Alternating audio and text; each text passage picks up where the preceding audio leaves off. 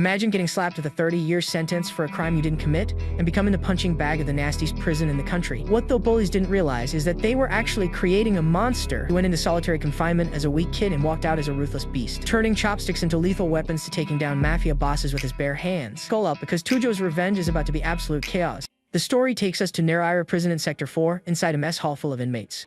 We then see our protagonist, Tojo, picking up his tray with what looks like a decent meal. He sits alone at a table and stares at the food with a serious and somewhat empty expression on his face. But suddenly, a pair of chopsticks appears out of nowhere and steals a piece of food from his tray.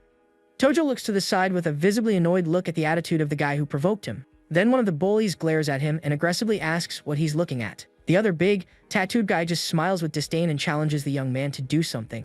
The staring contest continues, and the brute seems to be waiting for a reaction from our character. Without a second thought, the bully simply spits on our protagonist's food with an air of superiority. But Tojo stands up and tells the guy to eat it all, warning that there will be consequences if he doesn't. The two criminals aren't intimidated and ask what his problem is and if he has no manners.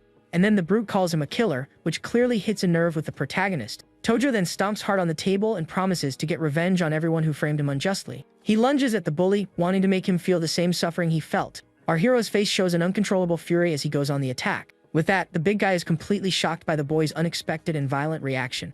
In a swift move, he uses the chopsticks as a weapon and goes straight for his opponent's face. At that, a lot of red liquid splatters everywhere, staining the mess hall floor. The bully falls to the ground with the object stuck in his eye, feeling immense pain from the blow. The scene then cuts to 2 weeks earlier, showing a table full of fancy food and drinks. We see Tojo in a fancy room looking at someone who is currently out of view. He thinks about the girl he likes, Mio Karasawa, and decides he's going to confess to her today. Mayo then announces she's going to the restroom and hands the microphone to a friend as our hero watches. She walks away and goes through a door, giving one last look back in the young man's direction. With that, the protagonist stands up, determined to finally reveal his feelings for her. Then the young man heads towards the restrooms to find the girl and talk to her. He finds her in the hallway and gets a little nervous as he approaches to say what he feels. The young man calls her name and says he has something to tell her, and Mayo asks why he looks so serious. Embarrassed, he declares his feelings, asking if she wants to go out with him, because he's liked her for a long time. The girl is surprised by the unexpected confession and seems a bit awkward about how to respond. She then says she's happy but isn't looking for a boyfriend right now and apologizes to him. After the rejection, Mayo simply turns her back and walks away, leaving the protagonist behind. Tojo is in complete shock from the rejection and can't believe what just happened. Back at the table, he takes out his frustration by crushing a drink can with all his might. The table is now filled with empty cans and bottles, showing that he drank a lot to drown his sorrows. He chugs can after can, trying to forget the painful rejection he just suffered. Even though he already looks drunk, the young man grabs another drink to keep going. Eventually, he passes out at the table while his friends continue the party, singing karaoke. Our hero is completely out of it and mumbles something while drooling a bit on the table. When he wakes up, he realizes he's alone in the dark room and wonders where everyone went. Still a bit drunk, he opens the room's door and looks down the hallway with a confused expression. There, he comes across a cordoned-off crime scene and wonders what could have happened. At that moment, a police officer grabs him from behind abruptly, taking the young man completely by surprise. The officer then confirms his identity, accusing him of extremely serious and shocking crimes. The young man is completely confused and asks who he took out, while the officer reports the capture of the suspect. Tojo freezes upon hearing Mio Karasawa's name and tries to process the terrible information. In complete desperation, he yells that it's impossible and tries to push past the scene's caution tape. The young man clings to the caution tape, still unable to believe what is happening. His face shows pure dread and confusion as he begins to understand the gravity of the situation. He then sees Mio on the ground, unresponsive in a terrible scene, and thinks it must all be a lie. The scene shifts to a courtroom where a judge sentences him to 30 years in prison for the crimes. The victim's relatives are furious with the decision and wonder why he didn't receive the highest sentence. In shock, our hero can't react and wonders how his life got to this point. He has a glimpse of Mio smiling and questions if this is all just a horrible nightmare. With tears in his eyes, the protagonist desperately insists that he didn't commit the crime. Then the young man's father stands up and defends him, saying his son is innocent and is being wronged. But the girl's mother accuses him of still making excuses and says he is unforgivable for what he did. 3 men then stand up and furiously go after Tojo's father in the middle of the courtroom. They violently assault the man and knock him to the ground while the protagonist screams for his father. Tojo screams desperately, begging them to stop the assault, unable to do anything.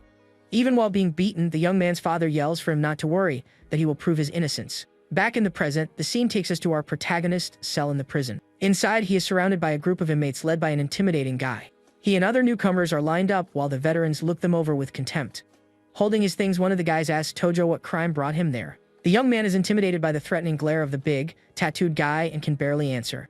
Then another inmate hits him from behind and yells at him not to ignore their boss. With tears in his eyes, the young man insists he did nothing and that it was all a setup. But the leader doesn't seem to believe him and with a cold look, tells the newcomer to come closer. The protagonist obeys and stands before the brute, not knowing what to expect. Without warning, the big guy lands a powerful kick right in our hero's stomach. The force of the blow sends him flying backward, and he hits the cell floor hard.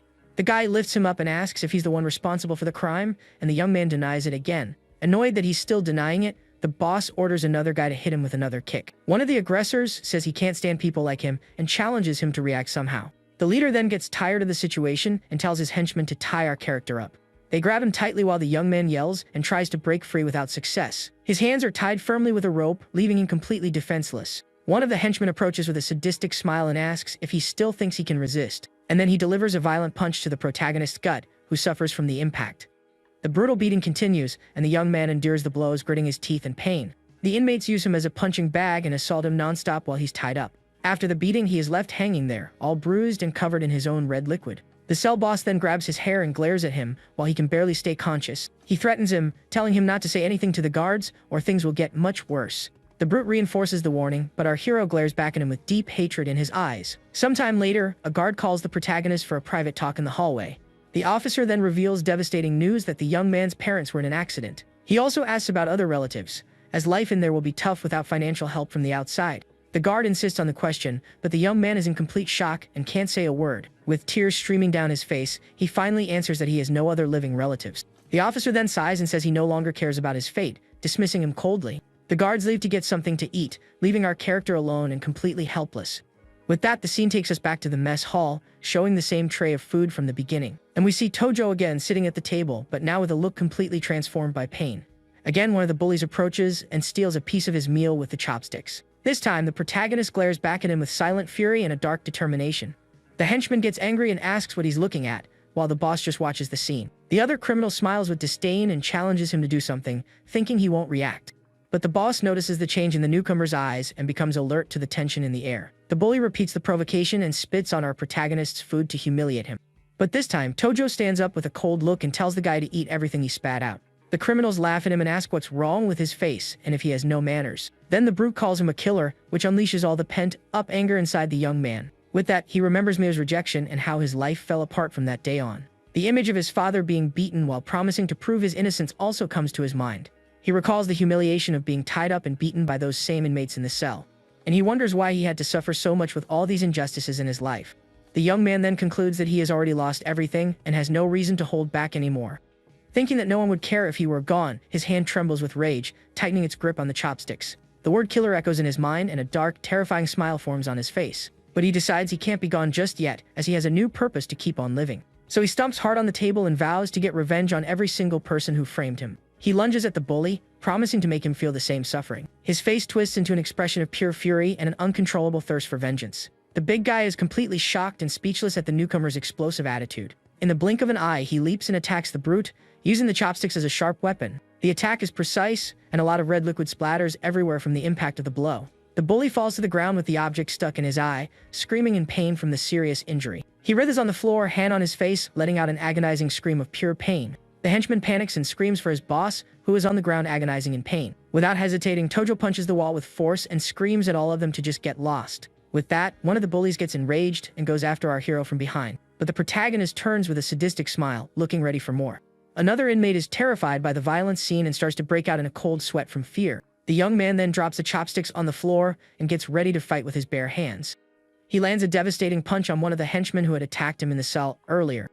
With a crazed look, the young man thinks that since he's going to be gone anyway, he's going to take all those wretches with him and continues the assault without mercy. The opponent's face becomes completely disfigured by the force of our hero's blows. The criminal falls backward, already unconscious after receiving the series of punches. Tojo transforms into a shadow of fury and continues to attack the other inmates. Another bully is on the ground with his face all bruised and covered in red liquid.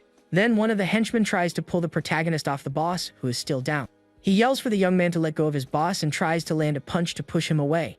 The henchman is shocked to see that his attacks have no effect on our hero. With a glazed-over look, Tojo seems to have completely lost his sanity in the middle of the fight. Just then, the prison guards finally arrive and shout, asking what's going on. One of the officers grabs the protagonist by the shoulder to try to contain the widespread chaos.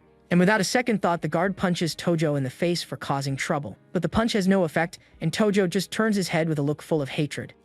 The guard panics and orders the injured man to be taken to infirmary, threatening the other inmates. At that, our protagonist lets out a deafening scream of pure rage and frustration. He then dodges another blow from the guard with surprising agility.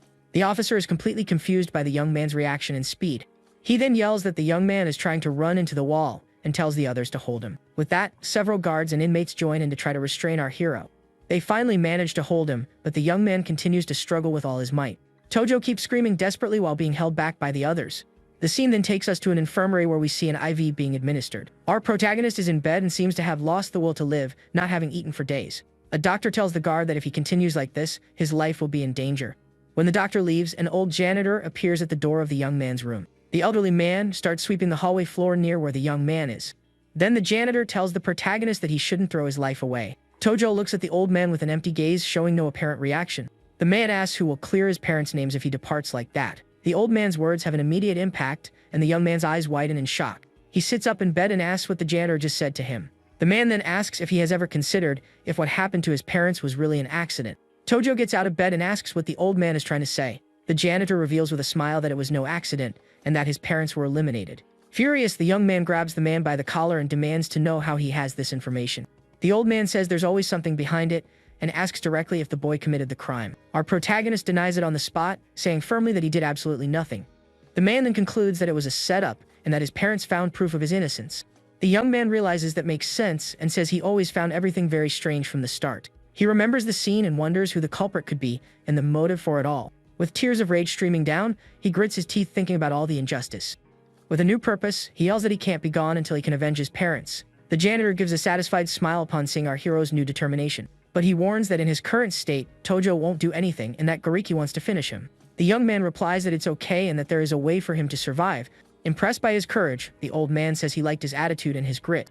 He then proposes that if Tojo survives Gariki, he might help him with a little something.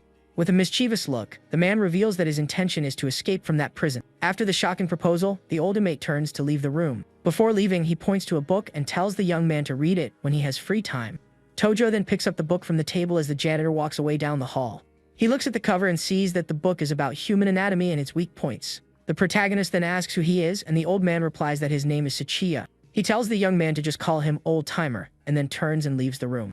Just then, a guard suddenly enters the infirmary room with a furious expression on his face. The officer yells at our hero, asking what he's doing reading a book so calmly. He complains that life there has become a nightmare because of the trouble the boy caused earlier.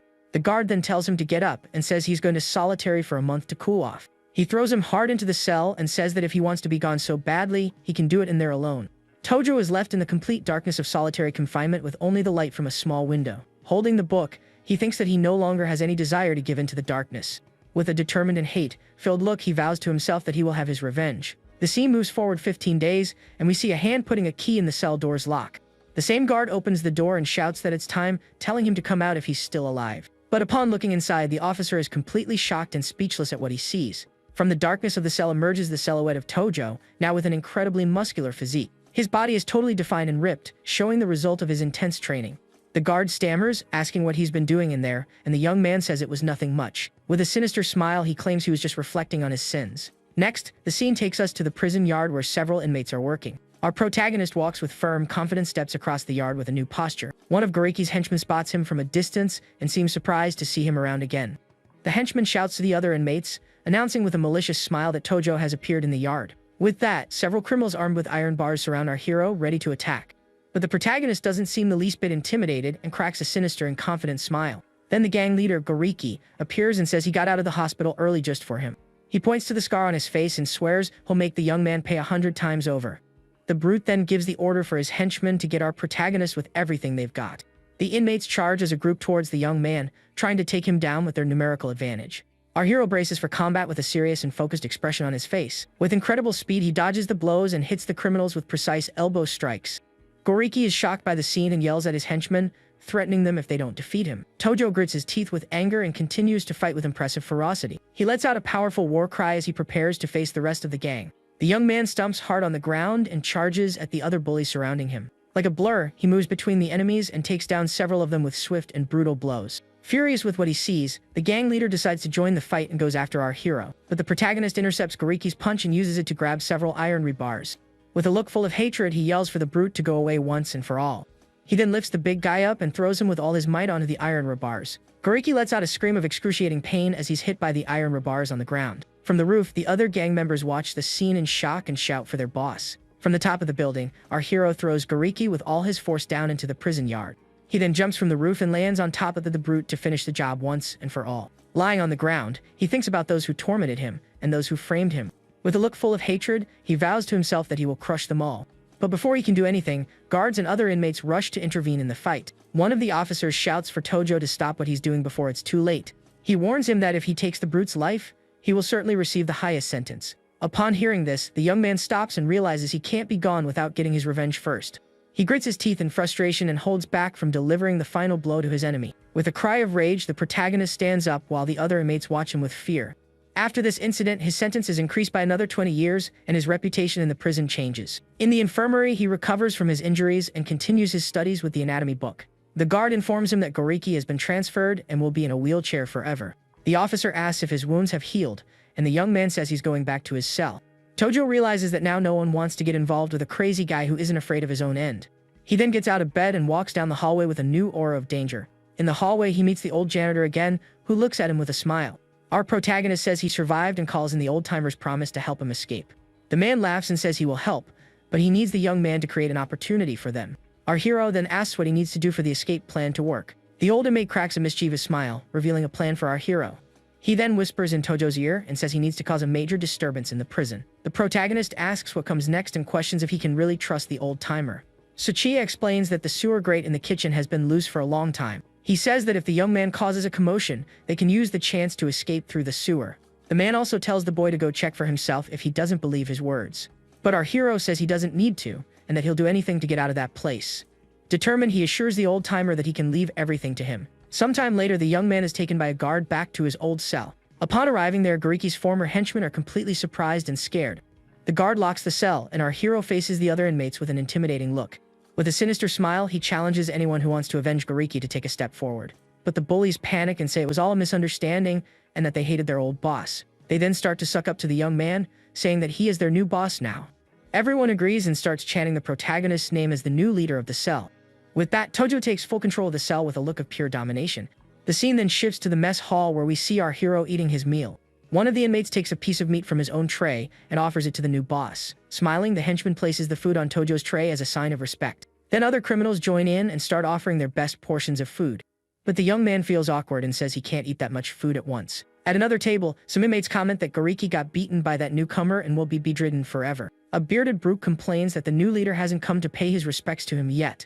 One of his henchmen tries to calm him down and says he'll talk to the young man to bring him to their side. The lackey also claims that with the newcomer's help, the entire block will belong to his boss, Yumi-san. Just then, we see a hand slamming hard on the wooden table to get someone's attention. One of the big boss's henchmen approaches Tojo and asks if he's the guy they're looking for. The man introduces himself and questions why he hasn't gone to greet the boss, Yumi-san, yet. Our protagonist stares at him coldly and asks if he has a problem with that. One of the young man's new followers whispers fearfully, warning him that Yumi-san is a dangerous guy. Tojo then looks to the other side of the mess hall and sees the so-called big boss staring at him from afar. From a distance, one of Yumi-san's men tells the other to teach the newcomer a lesson in manners. With that, the henchman slams the table and yells that there are rules in that place that must be followed. But our hero wastes no time and lands a solid punch right in the face of the bully who provoked him. A lot of red liquid splatters everywhere as the protagonist stares at him coldly. The boss Yumi-san and his other henchmen are completely shocked by the young man's attitude. Tojo's new followers are also left with their jaws dropped by the unexpected scene of violence. The man flies back from the impact of the punch and desperately yells for his boss's help. Furious at the scene, the brute stands up and slams the table, calling our hero a wretch. The scene shows the henchman on the ground while Tojo faces the big boss with a challenging look. Yumi-san's followers are shocked by the scene and ask if this is for real. With that, the bearded big boss's face contorts with an expression of pure fury and hatred. The brute's other henchmen fall silent, and one of them even covers his mouth in astonishment. Lying on the ground, the man who was hit yells furiously that he's going to finish our protagonist. But Tojo simply turns and faces the enormous Yumi-san without showing a hint of fear. The brute then says that in his entire life, he's never seen someone as arrogant as the newcomer. The young man replies that now he's seen one right in front of him. Just then, a guard appears shouting and tells everyone to get back to their meals immediately. The big boss grumbles angrily and warns that our hero will greatly regret having challenged him. He turns to leave and sets up a score to settle for the next day's break time. The assaulted henchman is left on the floor and cries desperately, calling for his boss who abandoned him. Then one of Tojo's new allies warns him that tomorrow they will come at them with everything they have. but the protagonist calls them cowards and says they just need to deal with everyone at once. The other inmates are scared and don't know how to react to their new leader's confidence. One of our hero's followers then kneels on the ground with new determination. He apologizes to the boss for being scared and bows as a sign of loyalty. He then stands up and shouts that the next day, they will fight with all their strength. All the other inmates get fired up and raise their fists while Tojo remains calm and serious. During the night, our protagonist gets up and takes the blanket from a sleeping cellmate. With his hands, he begins to twist the fabric tightly, turning it into a kind of rope. That night, our protagonist finishes twisting a blanket, turning it into a makeshift weapon. The next day during break time, we see the prison yard with inmates doing their activities. Two guards watch everything closely to ensure no trouble breaks out. Just then, one of the inmates approaches and offers some good quality cigarettes to one of the officers. The two guards accomplice in accepting the offer and walk away to have a smoke. Yumi-san and his henchmen notice the movement and see the guards being conveniently distracted. Meanwhile, our hero's gang is sitting on a roof, waiting for the right moment to act. One of his followers then informs the boss that the enemies have finally arrived at the meeting spot. With that, our protagonist cracks a confident smile and seems more than ready for the fight. He then turns to his men and asks them all to show their determination in the battle. The two gangs run towards each other, and the huge brawl finally begins in the yard. One of our hero's allies lands a powerful punch to the face of one of Yumi-san's henchmen. The man takes a bad beating, and his face is covered in red liquid from the force of the blows he receives. Another of the young man's followers also joins the fight and lands a devastating blow on another enemy. One of the rivals looks back and sees that the guards are still far away and won't help. Finally, one of the guards notices the fight and complains angrily that another brawl has started again. The fight continues with the protagonist's gang completely dominating Yumi-san's henchmen. The guards start running and blowing their whistles, desperately trying to control the situation that has gotten out of hand. Just then, our hero lands a flying kick with all his might right on the back of the big boss Yumi-san. The brute grits his teeth in pain and surprise from the young man's sudden and powerful attack. Amidst the chaos, one of the guards tries to use his baton, but is stopped by an inmate. The officer yells that this is a violation of the rules and orders a security team to be called quickly. The yard floor becomes covered in red liquid as the widespread chaos continues. Just then, one of Tojo's followers looks around with a visibly worried expression. He then realizes the boss has vanished in the middle of the fight and wonders where he went. Meanwhile, our protagonist takes advantage of the distraction and quietly escapes into a building. Inside, the old-timer congratulates him on a job well done and says they can finally escape now. With a smile on his face, the elderly man tells our hero to follow him without wasting any more time. The two then walk hastily down a hallway towards the planned escape route. They reach the kitchen, and the old-timer stops right in front of the sewer grate he mentioned. Without much difficulty, the elderly man lifts the heavy metal grate, revealing the passage. He then turns to the young man with a satisfied smile that his plan is working out. Our protagonist stares at the passage with a serious and determined expression on his face. The old-timer uses a tool to finish loosening the grate while Tojo waits for the signal. The entrance to the dark and dirty sewer opens up, revealing the path to their long-awaited freedom. One of them steps into the filthy water of the tunnel and begins the journey through the darkness of the sewer. The old-timer warns that the smell is horrible, but that he needs to hang in there for a while. Our protagonist covers his nose to try to endure the unbearable stench of that place.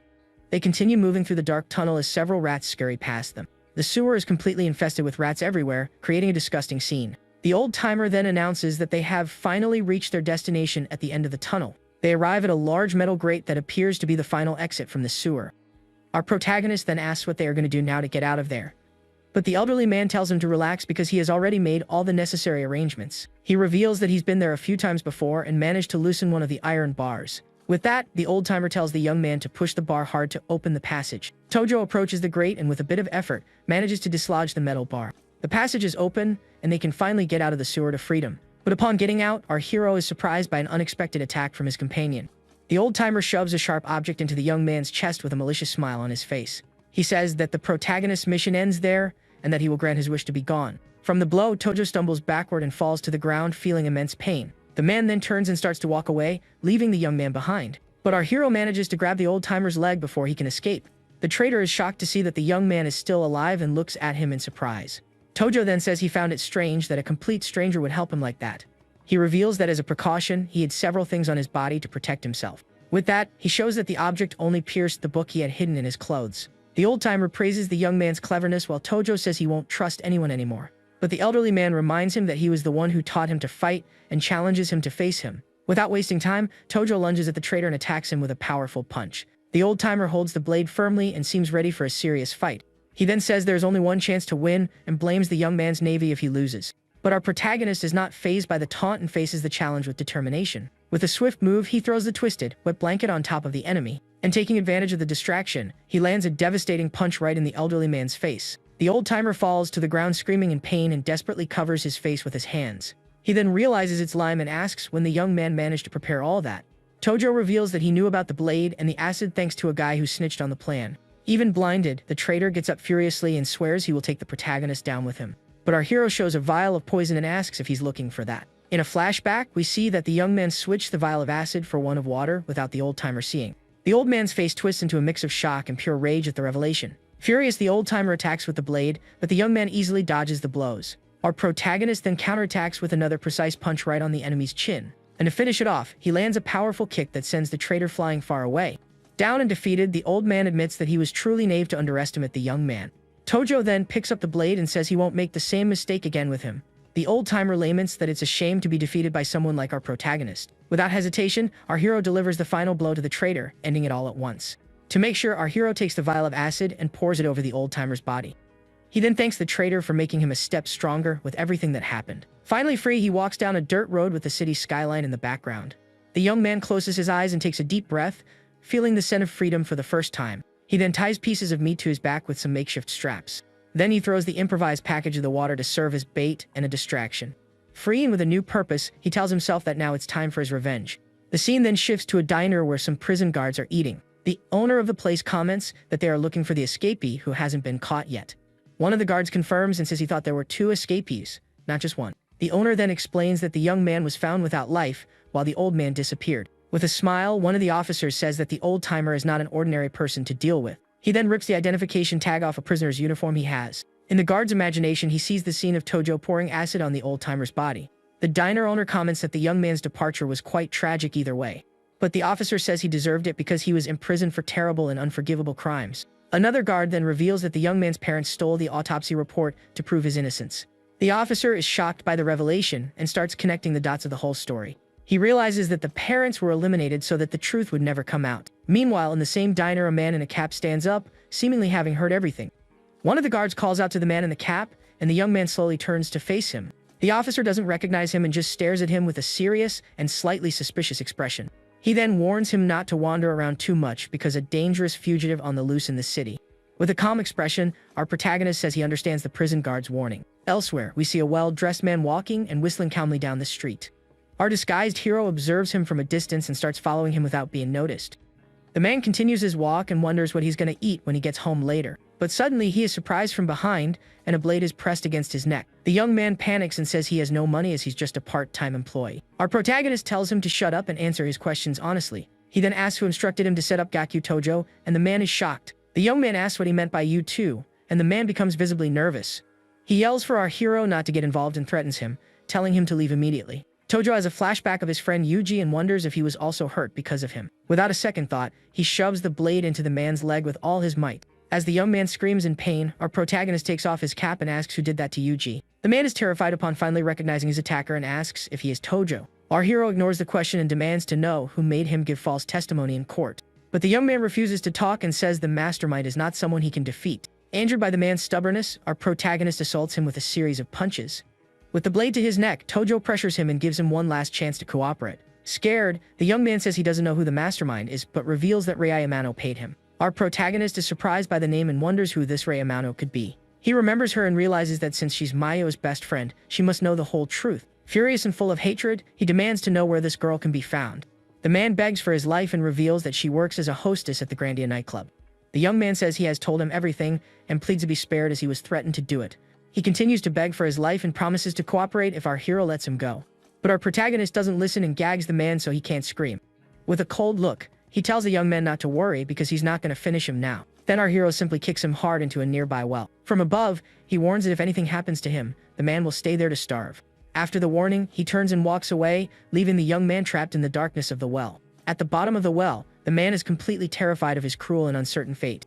Our protagonist then leaves the place and continues his journey in search of his revenge. He then hides and observes from afar a man covered in bandages sitting near a campfire.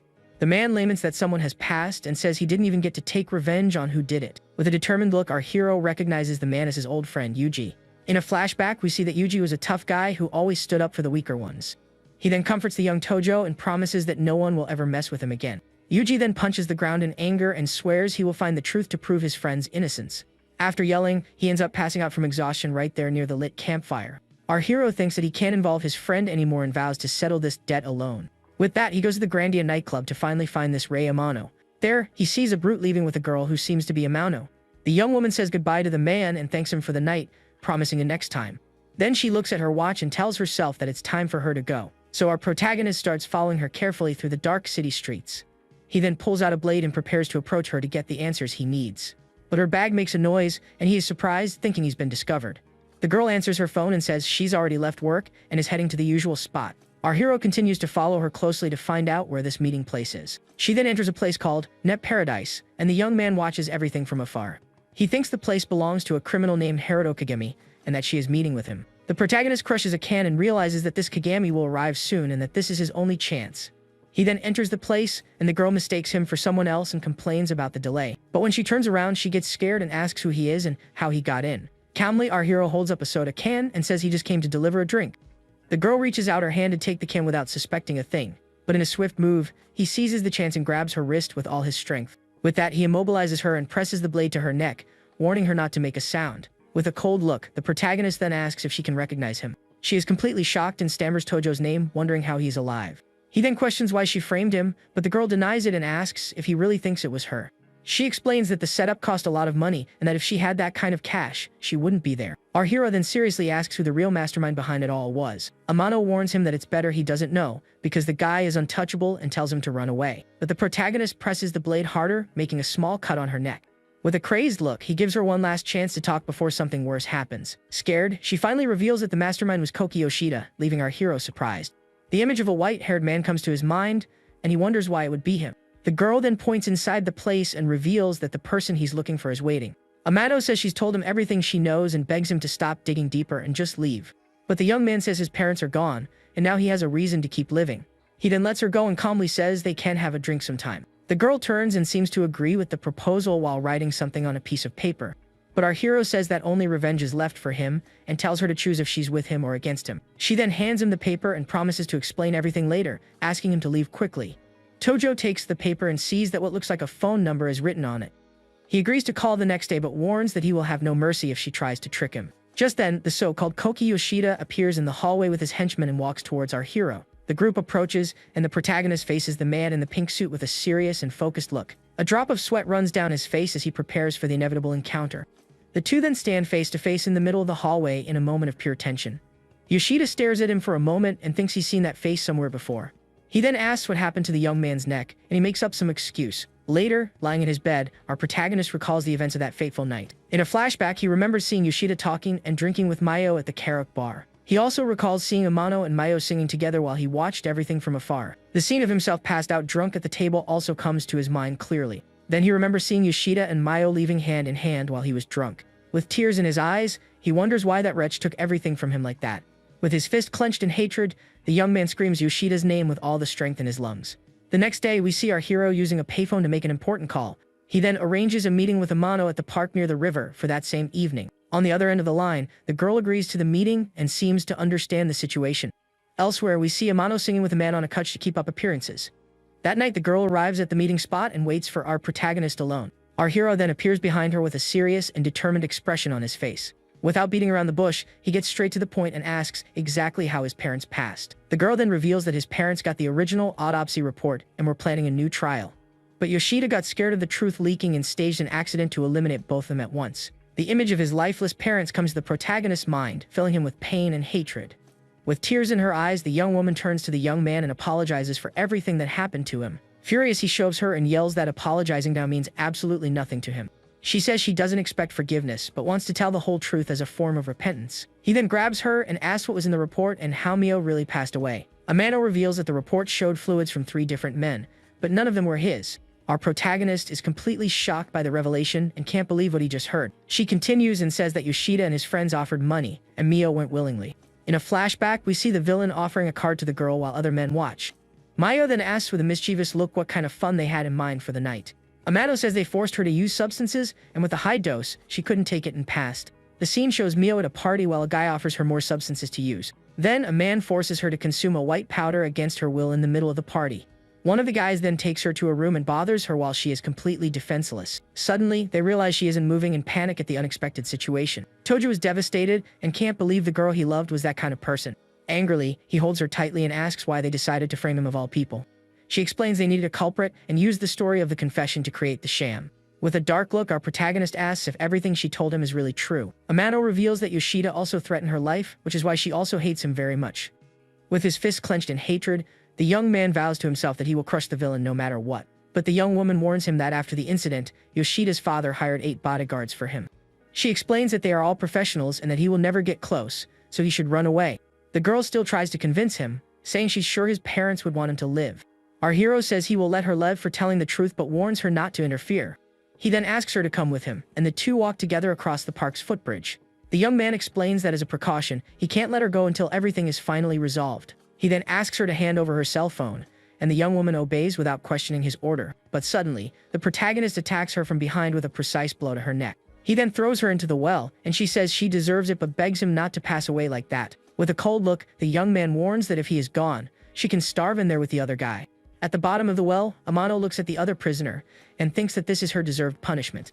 The scene then takes us to a nightclub where we see Yoshida having fun with a girl in his arms. Hidden in the crowd, our hero observes the villain from afar with a look of pure vengeance. He sees Yoshida on stage surrounded by security guards and realizes it will be difficult to get close to him. Just then, the villain's companion approaches and invites him to go to the restroom together. Yoshida smiles at the proposal and comments that she is very bold for suggesting that in front of everyone.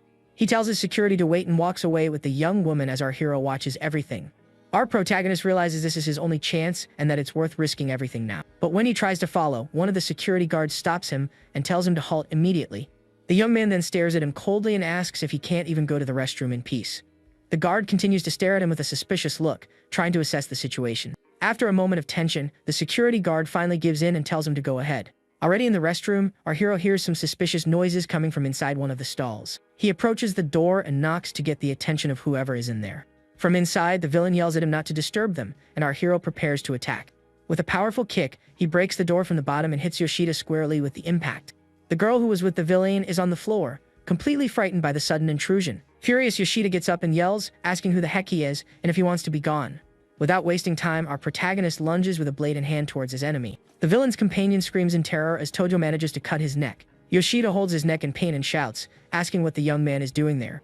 Our hero then lands a devastating punch right in his opponent's face with all his might. He then grabs the villain and presses the blade firmly against his throat. Completely terrified, Yoshida finally recognizes his attacker and whispers Tojo's name. Just then, the guards arrive, and the villain yells for them to get our protagonist as quickly as possible. But to escape, the young man kicks the toilet with all his force, shattering it to pieces. He then uses the broken toilet as a support and jumps over the stall wall to flee. The young man manages to jump over the stall, and the security guards are shocked by his agility. Without hesitation, he throws himself against the bathroom window and breaks it on impact to escape. Annoyed by the escape, the villain offers $2 million to whoever can capture our hero. With the money on the line, the security guards don't think twice and jump through the window after the fugitive. With the henchman on his tail, the protagonist runs desperately through the dark city streets. The brutes yell for him to stop, but the young man keeps running without looking back. After a while, the henchmen lose sight of him and wonder where he could have gone. But our hero was hiding the whole time in a pile of trash bags nearby. He thinks that was too close, but now his identity has been revealed, and he's out of time. But with the blade in hand, he believes there is still a chance to get his revenge. The scene then takes us to the front of a luxury hotel where a black car is parked. Inside, Yoshida asks his men if they are sure the attacker was really Tojo. With a furious look, the villain tells them to get him no matter what because he wants to finish him personally. Meanwhile, the scene takes us back to the well where the two prisoners are trapped. Inside, Amano and the other young man are weak and complain that they are dying of thirst. But suddenly, a rope is thrown into the well, taking them both by surprise. They look up and see that it's our protagonist who has come back for them. Surprised by his return, the girl then asks if he managed to finish Yoshida. With a frustrated look, our hero just replies that he ended up messing everything up in the end. Just then, the other young man crawls on the ground and desperately begs for some water. With that, our hero throws a bag with some water bottles and food down to them in the well. The man grabs one of the bottles and desperately drinks the water to quench his thirst. Our protagonist watches them from above, but suddenly something unexpected happens. Amano's cell phone starts to ring, and to his surprise, the name Koki Yoshida appears on the screen. He then makes a shushing gesture to the two prisoners and tells them not to make a sound. On the other end of the line, the villain yells furiously, asking where the heck the girl has been. Without saying a word, our hero answers the call and waits for his enemy's reaction. Yoshida then realizes that Amano is with Tojo, and the young man confirms the suspicion without hesitation. The villain asks where they are, but the protagonist warns him that their next meeting will be his end. But Yoshida reveals that his friend Yuji is with him and invites him to come and get him. Furious, our hero yells that this is between them and tells the villain to release his friend immediately. The enemy then asks if the young man will come quietly if he decides to free his friend. Tojo makes a counteroffer and offers to trade the two prisoners for Yuji's freedom, but the villain laughs and says he doesn't care one bit about the lives of those two. Our protagonist falls silent for a moment, realizing his bargain didn't work. He then bluffs and says that a copy of the report survived and can prove the villain's guilt. But Yoshida doesn't believe him and says if that were true, he would have reported it a long time ago. Annoyed with the conversation, the villain loses his patience and asks what he really wants. The young man then shouts that he just wants to clear his name because he doesn't want to be gone yet. He thinks that he wanted to finish the enemy with his own hands, but now he has no other choice. Yoshida then proposes a deal and offers money and protection if he brings the copy of the report. Our hero listens to the whole proposal over the phone with a serious and focused expression.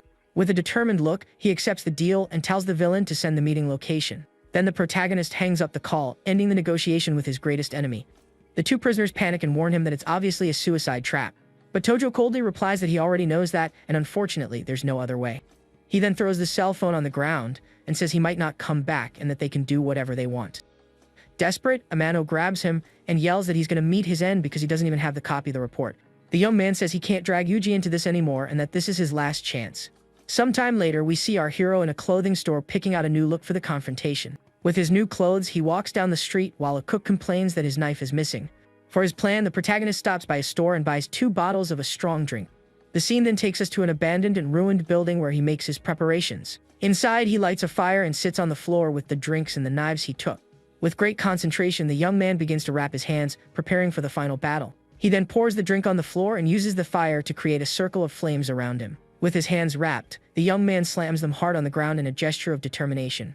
He then bows in a deep reverence, showing all his respect for someone. On his knees, our protagonist bows towards the city as if saying goodbye. He then asks his parents for strength and promises that he will get his revenge and join them soon after. The next day, our hero watches the city from a rooftop as snow begins to fall.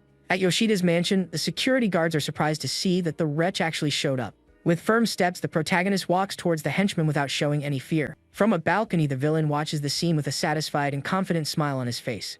He then gives the order to his henchman, ensuring the young man doesn't leave that place alive. One of the guards tries a surprise attack from behind, but our hero dodges with agility. With that, he is completely surrounded by the brutes while the villain just watches everything. The protagonist then yells angrily at his enemy and tells him to come down and face him once and for all. With a mocking smile, Yoshida invites him to come inside and talk since it's cold. The security guards open the huge gates of the mansion so our hero can finally enter. But he demands that they release Yuji first, or he will leave that place immediately. The villain then makes a gesture with his hand and seems to agree with our protagonist's demand. Then Yuji is thrown out and assaulted by the henchman in front of his friend. The young man supports his friend, and the villain proudly says he is a man who always keeps his promises. One of the guards questions the decision and asks if they won't lose their advantage over Tojo. But Yoshida smiles and doubts that he would run away carrying a dead weight with broken arms and legs. Yuji is shocked to see that his friend is alive, and Tojo apologizes for dragging him into this. But his friend yells at him and asks if he looks like a coward, because they are in this together. From above, the villain gets tired of the drama and yells for them to stop talking and come inside. Yuji then holds him and warns him not to go in, because the place is full of henchmen, and it will be his end. Our hero yells for Yoshida to release his friend, and promises he will enter the mansion to settle everything. But Yuji refuses to leave, and yells that he's not going anywhere because he's going to settle everything right there. Tojo then says goodbye and asks his friend to live a good life and visit his grave from time to time. With a determined look, he watches the guards take his friend away as he prepares for the fight. Alone, our hero finally enters the mansion and faces the henchmen waiting for him inside. Inside, the villain descends the stairs with an air of superiority to meet his opponent. The doors close, and the protagonist walks down a hallway filled with blades on the floor. His eyes glow with a red fury as the snow continues to fall around him outside. 2 brutes armed with batons position themselves to block our hero's path.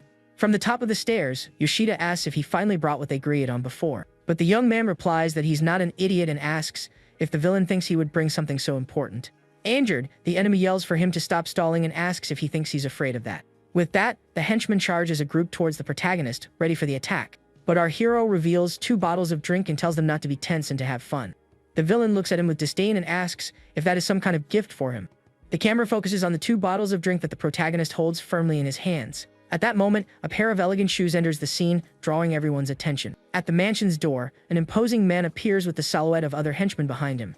Yoshida is completely shocked and asks what his father is doing in that place. With a serious look, the man replies that he is there to clean up the mess his son caused. With that, Yoshida's father's henchmen bring in a gagged Yuji and Amano into the mansion. Our protagonist is completely surprised to see his acquaintances captured like that. The two hostages look defeated and hopeless as they are watched closely by the brutes.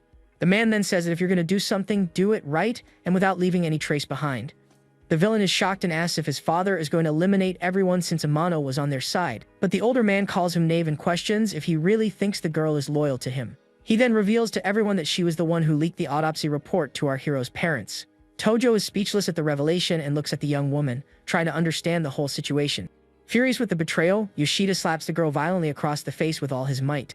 He yells at her and calls her a traitor for stabbing him in the back after taking his money. But Amano confronts him and says that despite everything, her heart is not rotten like his and the others. The young woman also reveals that she couldn't stand seeing the young man's parents searching for witnesses everywhere. The villain's father gets angry and kicks her hard, promising that he will bury her along with Tojo. The man then turns to the protagonist and asks if he is the so-called Manabu Tojo they are looking for. Our hero replies indignantly that he made him go through all that without even knowing his face. With a cruel smile, the man says he doesn't need to know people who are worth less than insects. The older man then gets straight to the point and demands to know where the copy of the autopsy report is. But the young man cracks a defiant smile and firmly assures him that he will never tell him. The two then stare at each other in a tense silence with everyone's fate hanging in the balance. Yoshida's father then signals to his henchmen, who prepare to act at any moment. The man boasts that the forces supporting him are far beyond the young man's imagination. He also claims that it doesn't matter where the report is because when the young man is gone, everything will be over. With a cruel smile, the man says that, by the way, he has something to tell our hero. He then reveals that the men who eliminated his parents are right there in front of him now. Upon hearing this, our protagonist's face contorts into an expression of pure fury and hatred. His wrapped hand trembles with rage as he clenches his fist with all his might. With that, he screams the man's full name with an uncontrollable and overwhelming anger. The young man then yells that even an insect fights back and throws one of the bottles with all his force. The bottle shatters on the floor, spreading the flammable liquid all over the mansion's floor. One of the henchmen steps in the liquid and slips, surprised by the young man's sudden attack. With that, the brute falls hard to the ground, unable to keep his balance on the wet floor. He gets soaked with the drink and glares at the protagonist with a look of pure hatred. But our hero wastes no time and lunges at another henchman with incredible speed. Yoshida's father yells that it's a flammable liquid and calls the protagonist a coward. Without hesitation, the young man uses his knife and lands a precise blow to the neck of one of the brutes. He then finishes the henchman with another swift and brutal blow, staining everything with red liquid. Yoshida panics and yells for his men to get him all at once because he's alone. But the fight continues and several henchmen are already down on the mansion floor, completely defeated. With a focused and hate-filled look, the protagonist prepares to face the rest of the enemies. He then kicks the other bottle of drink to spread more flammable liquid around the place. With that, he slides on the wet floor and takes down another henchman with a well-aimed kick. He then puts on sunglasses and picks up the knife from the floor, getting ready for more action. Yoshida calls him a show-off and yells for his men to finish him once and for all. Two brutes run towards him, but the young man manages to dodge their attacks. He then throws some kind of powder in the enemy's eyes, leaving them completely blinded. The dust spreads through the air, and the henchmen are disoriented by the surprise attack. Taking advantage of the distraction, our hero advances with his knife and attacks them without mercy. He hits one of the brutes with a precise blow while the other tries to recover. All covered in red liquid, the protagonist turns to face the rest of the enemies. One of the henchmen tries to clean his eyes, but the powder seems to have caused serious damage. Without hesitation, our hero attacks again, hitting another one of the brutes with his knife. The henchmen are now all down and having trouble seeing through the dust. The remaining brutes stay on high alert and try to defend themselves from the protagonist's attacks. Yoshida gets desperate at the scene and runs his hand through his hair, not knowing what to do. His father then tells him to get the drink quickly to help clear the dust from their eyes. The villain explains that the drink can wash away the dust, since water doesn't work in that case. He runs to the cellar, but Amano grabs his leg, trying to stop him from helping. Furious, Yoshida yells for her to let go and calls her a wretch for still getting in the way. He then kicks her hard to get rid of her and continues on his way to the cellar. Down and injured, the girl thinks that this is the least she can do to help. The remaining brutes prepare for the next attack, armed to the teeth with their blades. The mansion floor is covered with fallen henchmen, while the dust still hangs in the air.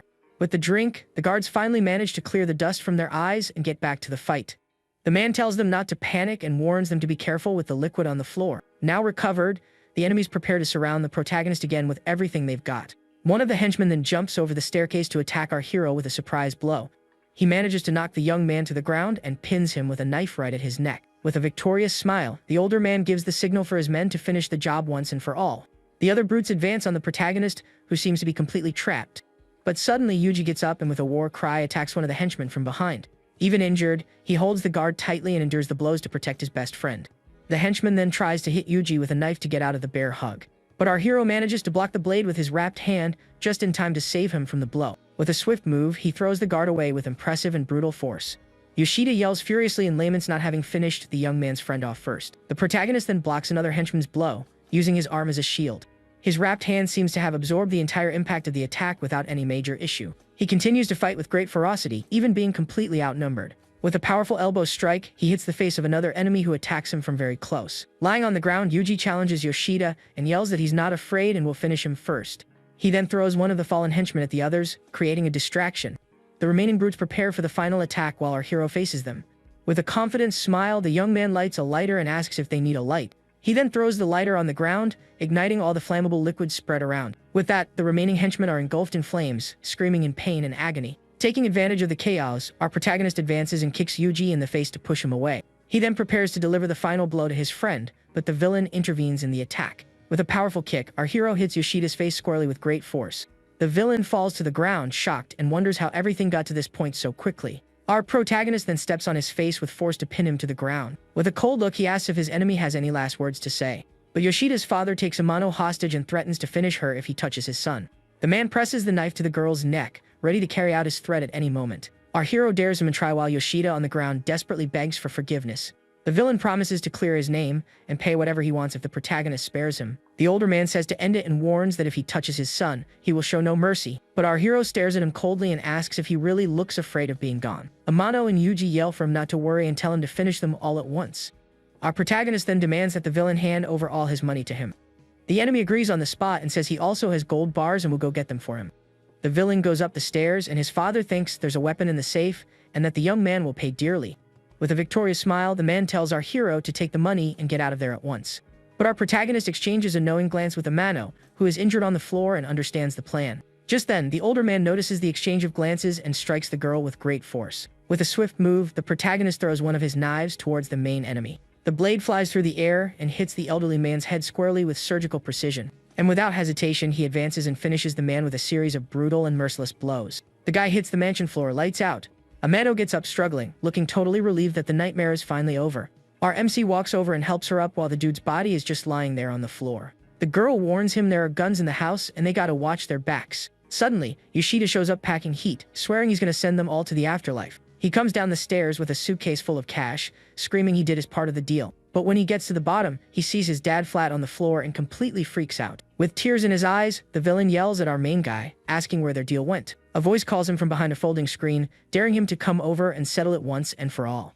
Without thinking twice, the enemy unloads his clip at the screen with all his rage. But he hears the voice again and spots a cell phone playing a recording near two goons. The phone keeps playing the recording just to lure the villain's attention over there. With his guard down, our MC pops up from behind and lands a slash in his arm with the knife.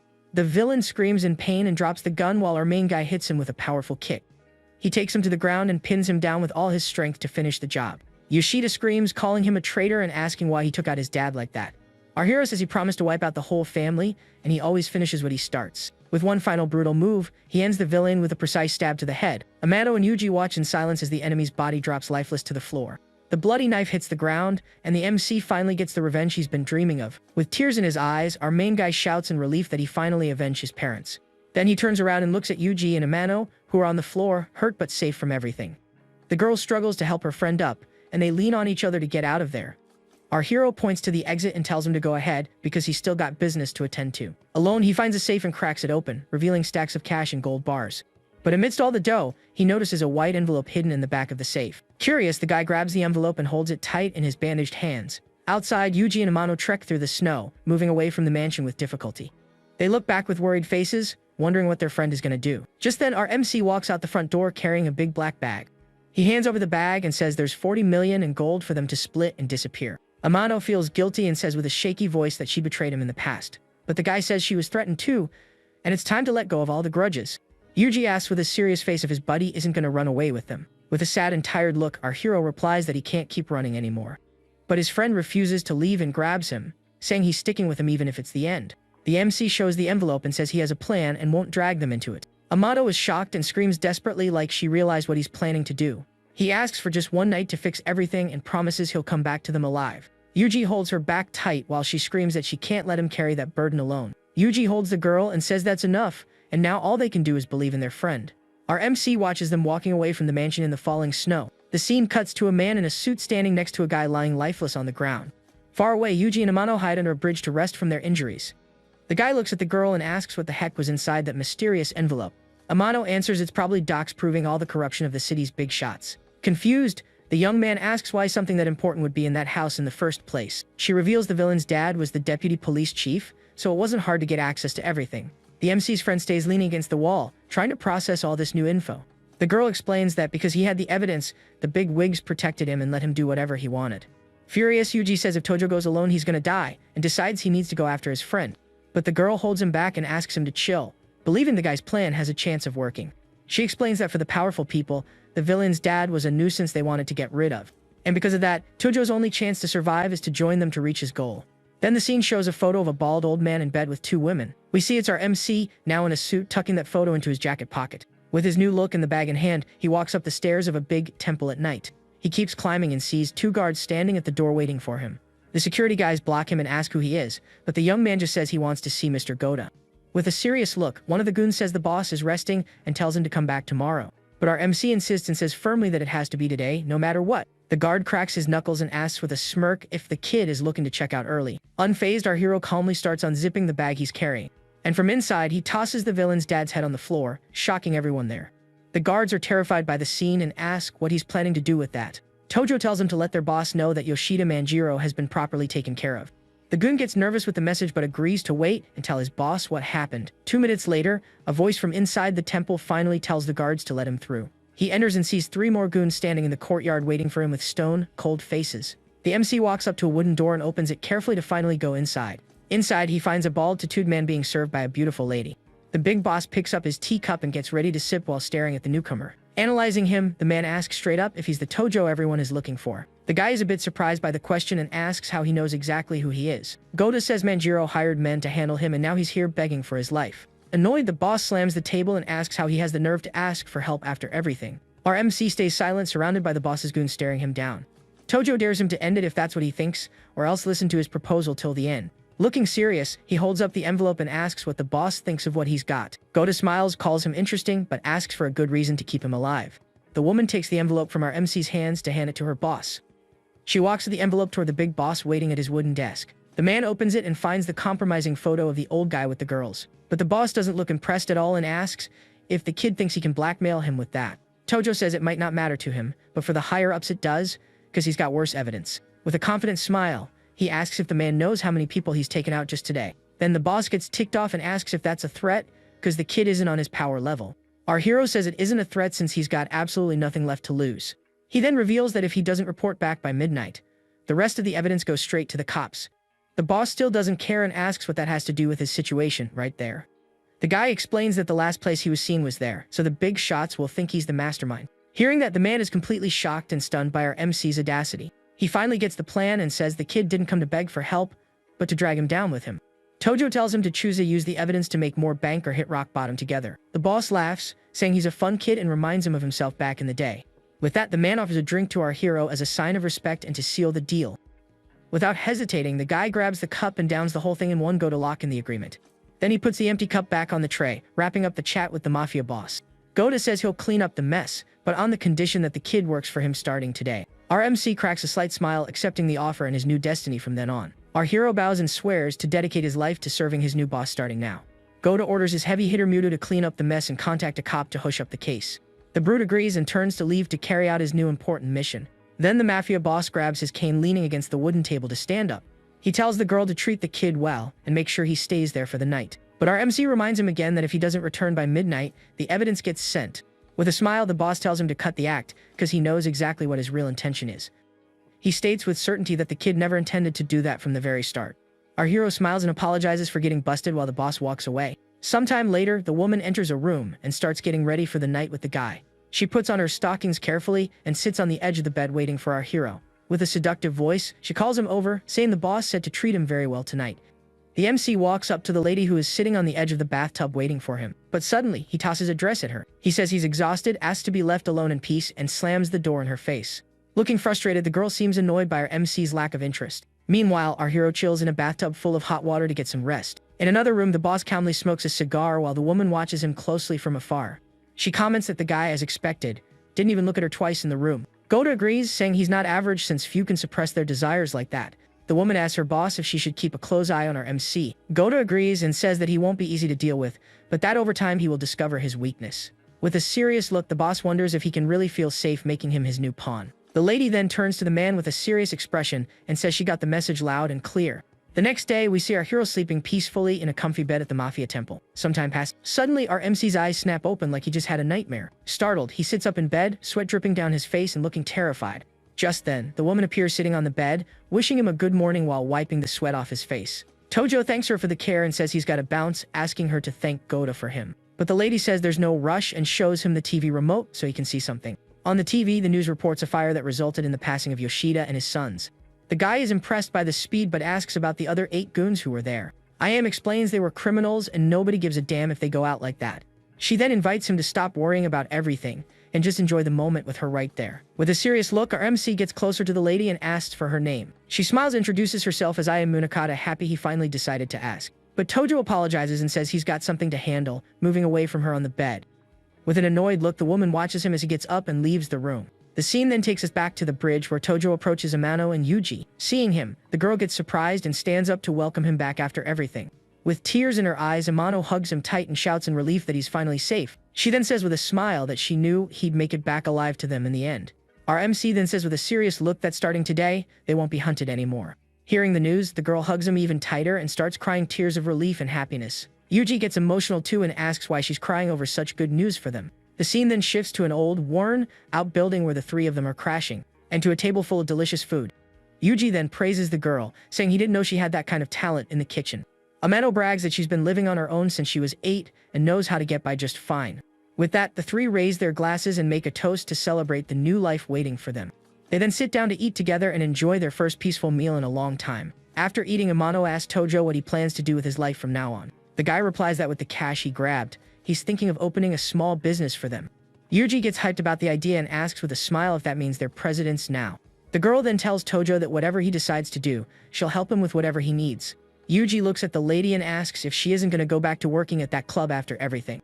She reveals her younger brother has an illness, and that's why she had to work there to help him. The 2 then toast again, celebrating the fresh start and the new chance life gave them. Sometime later, we see Yuji sleeping deeply on the living room sofa, completely out cold. Our MC then lies down on a mattress on the floor to get some rest. With his eyes open, he stares at the ceiling, seeming to think about everything that went down. Just then, Amano shows up wearing his shirt and asks if he'd let her stay there with them. The guy says there's only one bed and a sofa, so he'll sleep on the floor so she can take the bed. But the lady stops him and puts a hand on his shoulder to get his attention. She says his wounds haven't healed and invites him to sleep together in the same bed.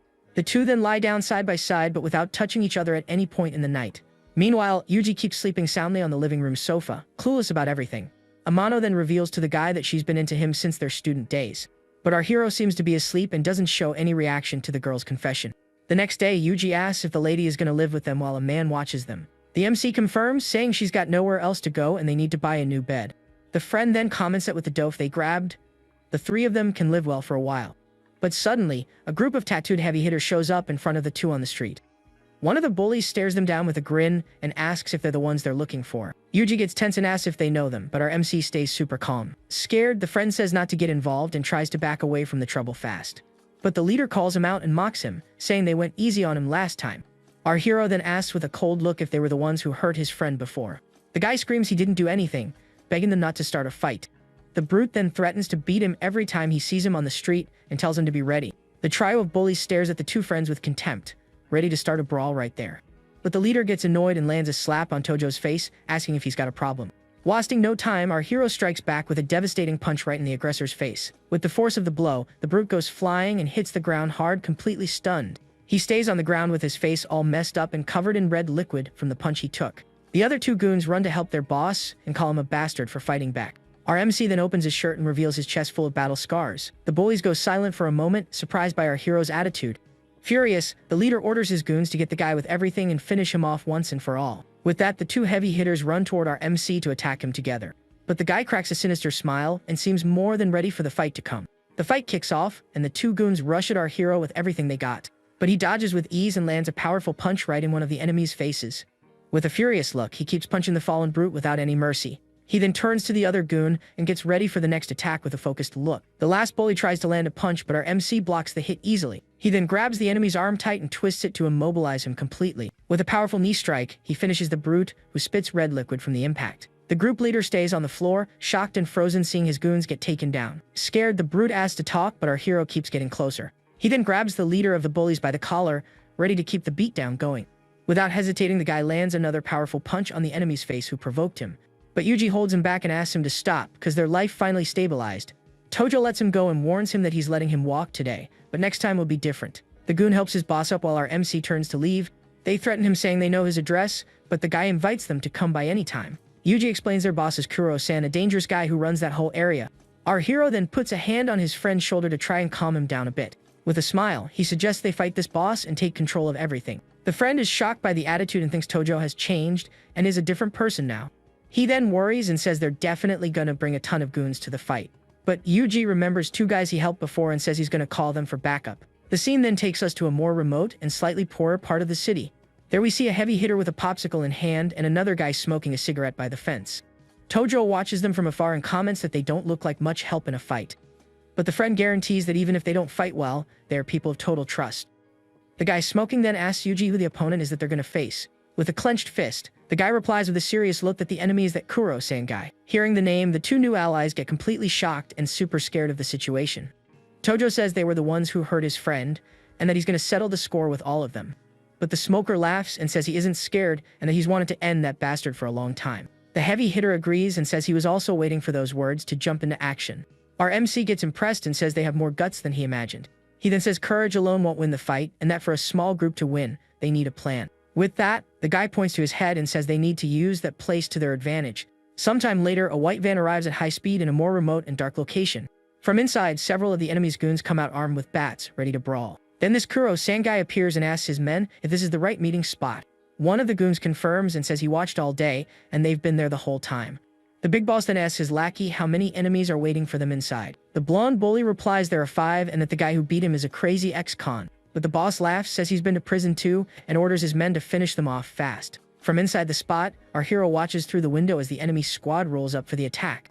His allies are in there too, and everybody looks locked and loaded for the battle about to go down. Then one of the new allies pops up on top of a bookshelf and shoots a grin at our MC. Without warning, one of the brutes kicks the door in with full force to raid the place. The enemy gang busts in and finds Tojo's crew waiting for them right in the middle of the room. Kuro-san stares down our hero and asks if he's the one who took care of his boys earlier. With a cold and serious look, the MC replies without hesitating that, yeah, he's the one responsible. The big boss smiles confidently and screams for them to come at them with everything they've got. Furious, he gives the order for his goons to grab our MC as fast as possible. The pack of brutes charges forward armed with wooden bats, ready to attack. But one of the allies dumps a bucket of powder from the top of the shelf to blind all the enemies. The powder spreads through the air, and the goons get completely disoriented by the surprise attack. The boss screams for his men to take him down, complaining that using quicklime is a dirty trick. One of the tough guys tries to climb the shelf to get him, but the ally is ready for combat. With a powerful kick, he smashes the enemy's face and sends him flying away with huge force. Smiling, the guy grabs a metal pipe, getting ready to cause more chaos with the other goons. Then, another bucket full of water is prepped to be dumped on the enemies lying on the floor. The water reacts with the lime, causing immense pain to the goons caught in the trap. The boss gets ticked off and calls our hero's group cowards for the cheap tactic. The fight rages on, and Tojo manages to snatch a bat from one of the goons in the middle of the chaos. He twists the brute's arm with all his might, making him scream in pain from the move. The blonde bully complains, saying the group's methods are dirty and totally unfair. But our MC replies that it's just the famous eye for an eye rule. Wasting no time, he charges and drops the blonde guy with a powerful and precise kick to the chest. With that, all the goons are down on the floor, and our hero is the only one left standing. Furious, the boss yells at Tojo and swears he's going to end him with his own bare hands. But the guy rips his shirt open and dares him to bring it for the final showdown once and for all. The boss calls him brave and agrees to fight him man to settle everything. He rips his shirt open too, revealing a strong chest covered in a massive tattoo. The two stare each other down in the middle of the room, bracing for their final clash. Without wasting a second, the brute charges and lands a heavy punch on our hero's face. With the force of the blow, the MC gets thrown back and hits the floor hard. But before he falls, he manages to grab the enemy's arm and pulls him down to the ground with him. They both hit the floor and start trading blows, going at it with everything they have. Our hero ends up at a disadvantage, and the boss locks him in a tight rear naked choke. The brute squeezes with all his strength, and our MC starts losing air from the hold. Yuji yells for his friends not to interfere, because this fight belongs to our hero alone. Amano thinks that if Tojo wants to run this area, he needs to win this by himself. The boss screams that he's gonna send them all to hell and tightens the chokehold even more. Our MC grinds his teeth in pain and starts fading out from the lack of oxygen. He then remembers all his friends and how they supported him up to this moment. Yuji and Amano ask if he's sure he doesn't want to call for backup for the final battle. The brute calls him a shrimp and says he'll never beat him, not even in his dreams. But our hero manages to stand up and stumps the ground hard to break free from the choke. He breaks loose and the two separate for a second in the middle of the room again. The MC then charges and lands a combo of powerful punches right on the enemy's face. The boss is completely shocked and stunned by the power and speed of the hits. Our MC mocks him, asking if that's all the strength the boss has got. Furious at the taunt, the brute charges with a powerful punch aimed at the guy. But the MC counters and lands a solid headbutt right on his opponent's face. With a pained smile, the boss challenges him to see who breaks first in this fight. With that, they start trading brutal headbutts in the middle of the room non-stop. Our MC grabs the enemy's head and keeps attacking him with everything he's got. The exchange of blows continues, and a lot of red liquid splashes everywhere from the impact. Both of their faces are completely messed up, but neither backs down from the fight. The defeated goons wonder if the boss passed out from that combo of hits. But our hero steps back and stares him down while the boss can barely stand straight. With a victorious look, he approaches the enemy, who drops to his knees on the floor. The MC's friends are shocked by the scene, realizing just how strong he's become. Lying on the ground, the brute orders his men not to just stand there and to attack at once. But the brute stands up and says they won't get past him no matter what. Amano then shouts for them to stop, because the fight is finally over with the boss's defeat. The enemy falls to the floor exhausted, leaning against the wall so he doesn't pass out completely. With a winning look, our hero says he lost, and that now the score is settled. But he turns around and says he still hasn't paid for what they did to his best friend Yuji. Without thinking twice, he kicks the boss in the face with full force to finish the job. The brute goes lights out for good and hits the floor completely defeated. With his face all smashed up, the boss screams in pain and rage on the floor, totally beaten.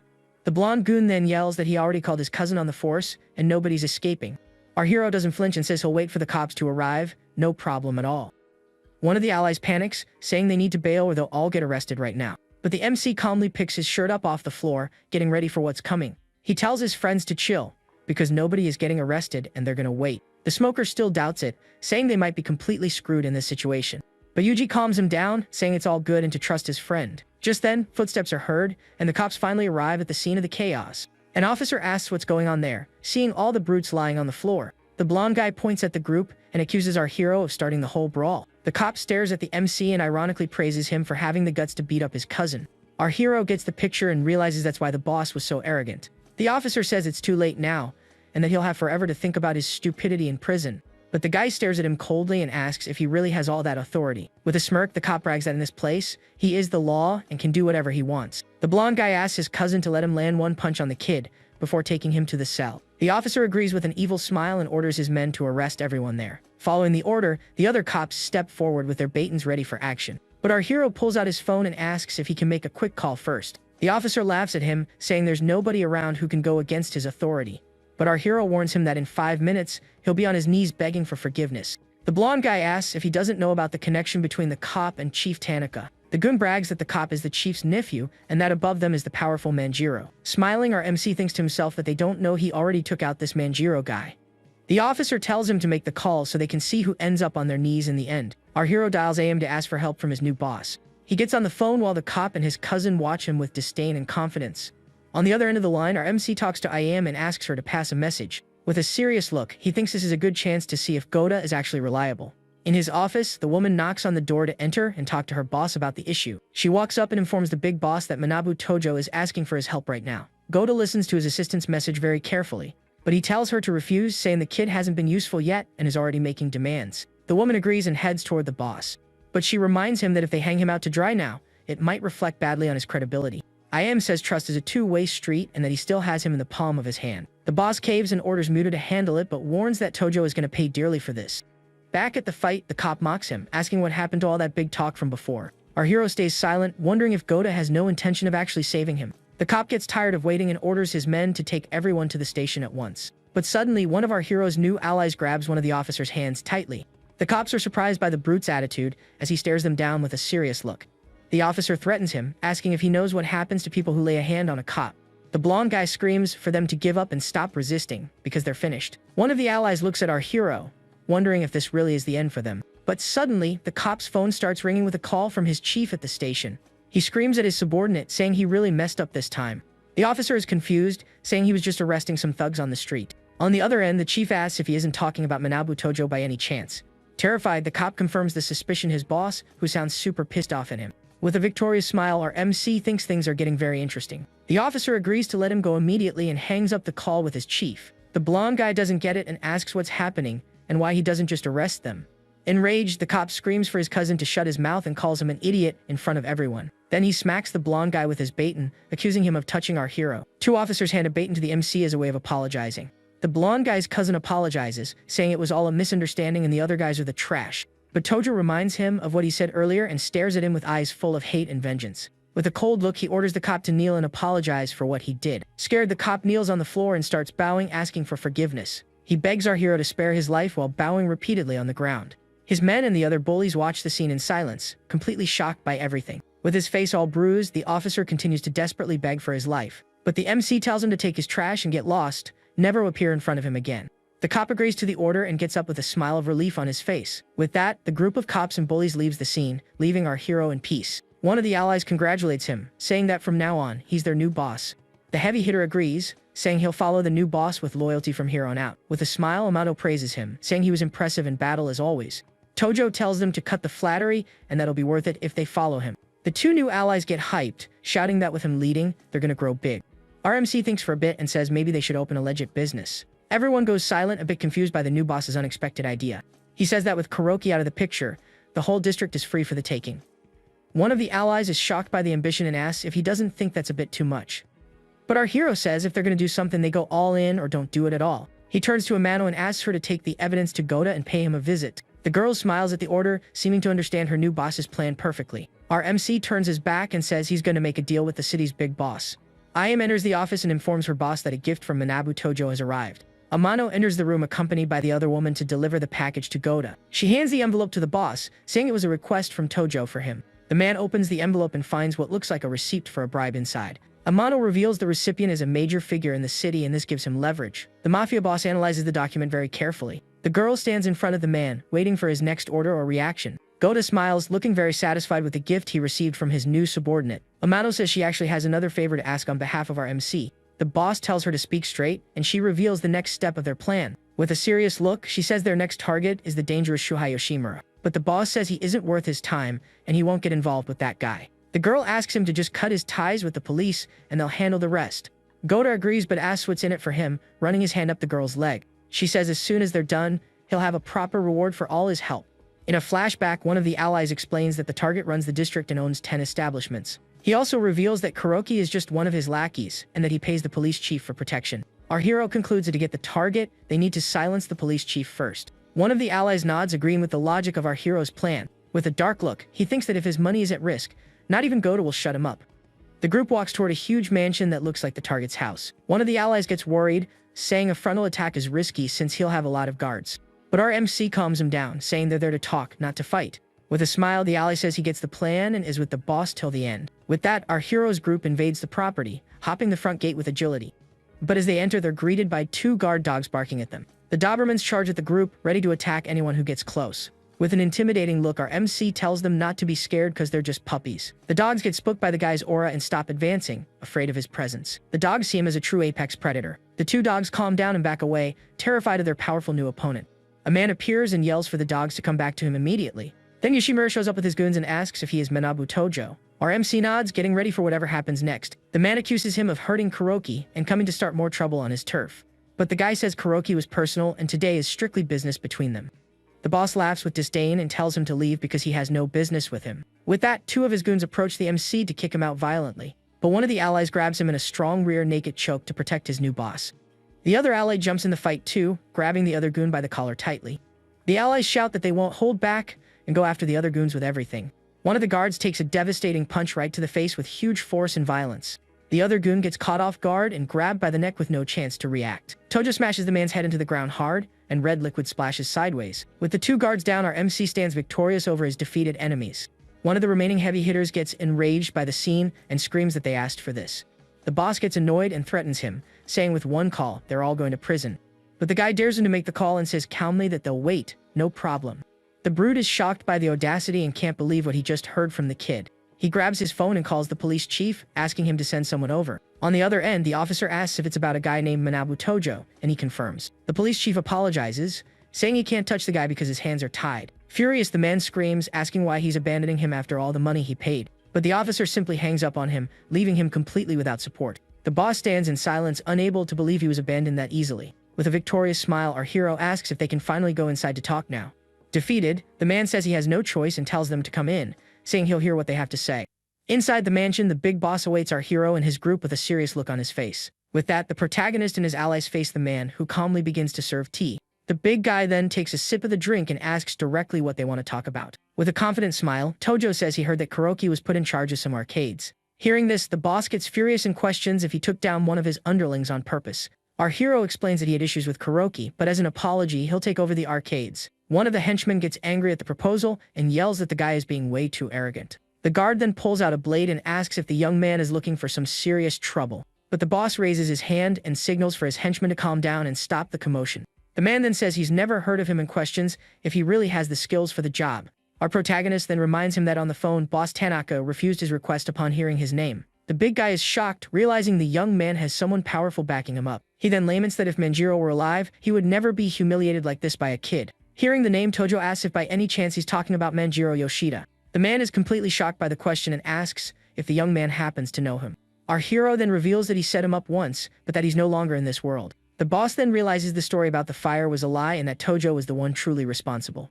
He stares at the protagonist in fear and wonders who this guy is to have done all that. Defeated, the man agrees to the deal but proposes a 70-30 split in his favor. But our protagonist touches his ear and asks if that isn't backward, wanting the larger share. With a smile, he says he'll take 70% and the big guy gets 30. The henchman gets angry at the audacity and yells at the young man not to be so cocky. But our hero gives him a cold stare and tells the bodyguard to stay out of it. With that, the protagonist's allies stand up, ready for the fight to come. However, the big boss tells his henchmen to be quiet and says they'll accept the offer. Then our hero changes his mind and says he'll now take 80, and the boss only gets 20. The big guy and his henchmen are completely shocked by the guy's new proposal. Without much choice, the man says that's fine by him and that the deal is sealed. Our protagonist is happy they resolved it quickly and says he looks forward to working with him. Then the young man extends his hand to seal the deal with a formal handshake. With that, the two finally shake hands and make their new business partnership official. The scene then takes us outside the mansion, showing a bit of the surrounding environment. Back at the base, one of the allies brags about how they easily took down the henchman. Yuji then comments with a smile that it seems they now have a steady source of income. But the protagonist says it might not be that easy because the boss's reaction was strange. With that, he lights a cigarette and warns everyone that they can't let their guard down now. Meanwhile, at the mansion, the henchman complains that he can't stand Tojo's arrogance anymore. But the big guy yells at his subordinate and says he's not the one who makes the decisions around there. The bodyguard then quickly apologizes to his boss for getting worked up. The boss warns him that Tojo has dangerous support, and if they cross him, they'll disappear. The henchman yells that he's not afraid and that, at worst, he'll take the protagonist down with him. But the boss says that won't be necessary and asks if he knows why he handed over the arcades. The subordinate is then confused and asks his boss what he means by that. With an evil smile, the man says there are ways to get rid of people without getting your hands dirty. Meanwhile, at the team's base, one of the allies analyzes a large map of the city. He points to the map, explaining that the two arcades are in the busiest part of town. With that, he concludes that Yoshimura is trying to set a trap for all of them. Our protagonist questions the reason, because if the district is busy, sales should be good. The ally then remembers that the plaza used to be the territory of a guy named Cobra. Not understanding, our hero asks with a serious expression who this Cobra guy is. Amino explains that he's famous around there and that he used to live off the snake trade. We see an image of the man in the past, completely surrounded by several dangerous snakes. The young woman continues, saying he got 8 years for almost taking someone out in a fight. The ally then warns that the guy is crazy and will definitely come back to reclaim his territory. Our protagonist says he knew about the trap but doesn't care if it's Cobra or someone else. With a determined look, he warns that anyone who gets in his way will be crushed. With that said, the young man slams his hand on the map, showing all his determination. Yuji then supports him and says they've been together since they were kids and he'll stick by his side. The other allies also get hyped up and shout that nothing ventured, nothing gained, and they're in. Amano just watches the scene in silence, seeming thoughtful about the whole situation. With a smile, our hero tells Amano that everything will be alright and not to worry. Then Yuji proposes they celebrate conquering the two arcades with lots of drinks and meat. With that, the scene takes us to the front of a Chinese restaurant where the group is going to celebrate. Already inside the place, everyone toasts excitedly and shouts that they'll drink until they drop tonight. During dinner, one of the allies notices Tojo is gone and asks where he went. Yuji then explains that his friend is a lightweight and probably went to the restroom. At that moment, a large black bag is mysteriously placed on top of the table. It was our protagonist who came back, leaving his friends confused by the bag there. He then opens the bag and pulls out several new cell phones for them. One of the allies gets excited by the scene and asks if those phones are for the group. The young man then hands out the devices and says there's one for each of his companions. The ally gets thrilled and shouts that it's the latest model and that the new boss is very generous. Another companion is already testing his and comments that games run smoothly on the new device. Amano notices that hers is a different color and comments that he chose a special one for her. Yuji, however, says it was too expensive and that he can't accept the gift. But our hero says they risked their lives together and that the phones will build more trust. With that, they all look at each other, seeming to understand their new leader's intention with that gesture. The protagonist then proposes a toast and promises that everyone will get their share of the profits. Then everyone raises their glasses and toast together, celebrating the team's new unity. The scene then takes us to an empty restroom, showing the sinks in the mirror. One of Tojo's allies walks down a hallway when a person in a hood appears in front of him. At that, the hooded man purposely bumps into our hero's companion's shoulder. The guy gets irritated and yells at the stranger to watch where he's going before continuing on his way. Back at the table, Tojo seems to be installing something on his teammate's new cell phone. Next, Amano answers her new phone and asks who's on the other end of the line. With a smile on his face, Yuji answers the girl's call in a very playful way. The young woman then gives him a confused look and asks why he's calling when he's right in front of her. He explains that he just wanted to test the new device, and with that, the whole group starts laughing. Suddenly, the ally realizes his new cell phone is gone and stands up from the table in a panic. Furious, he yells that the guy who bumped into him in the restroom must have taken his phone. The young man then turns around and runs off to try and find the thief and get his phone back. Seeing this, our hero stands up and tells the others to keep drinking. He'll go after him. With that, the two run through the dark city streets, chasing the mysterious thief. During the chase, Tojo's ally ends up tripping on something in the dark path. He then falls hard on the ground and can't get up because of the nasty fall he took. Our protagonist helps him, and his friend tells him to go after the thief quickly now. Tojo then tells his friend to head back first and says he'll handle the situation alone. With that, the young man takes off at high speed to catch the thief, who is already far away. Back at the restaurant, the pink cell phone that seems to be Amano's is on the table. The young woman then gets annoyed with one of the allies and yells for him to stop it immediately. Yuji defends himself, saying it wasn't him, while Amano glares at him angrily at the dinner table. The girl then picks up the phone and sees that there's actually a missed call from a strange number. With a serious expression, she decides to call back and asks who's on the other side. A voice threatens her, saying that if she doesn't go to the usual place, something bad will happen. The young woman is completely frightened by the threat and hangs up the call in silence. The scene then changes, taking us to the dark city streets at night. Meanwhile, our hero continues to chase the hooded thief down a dark alley. The chase extends through the narrow alleys with both of them running at high speed. The crook ends up running into a dead end and is completely cornered there. He turns to face the protagonist, realizing he has nowhere left to run. Desperate, the man runs up the wall, showing surprising agility to escape. With a big leap, he tries to jump over the high wall to finally get away. But our protagonist is even faster and jumps right after him to catch him. In the air, the young man manages to grab the thief's leg, stopping his escape at the last second. With that, he pulls him down hard, making the man fall flat on the alley floor. Tojo then pins him down and says with a victorious look that he finally got him. The hooded man panics and swears it was all just a big misunderstanding. Our hero just gives him a cold, intimidating look, not believing his words. The thief pulls off his hood and upon recognizing him, calls the protagonist by the name Manabu.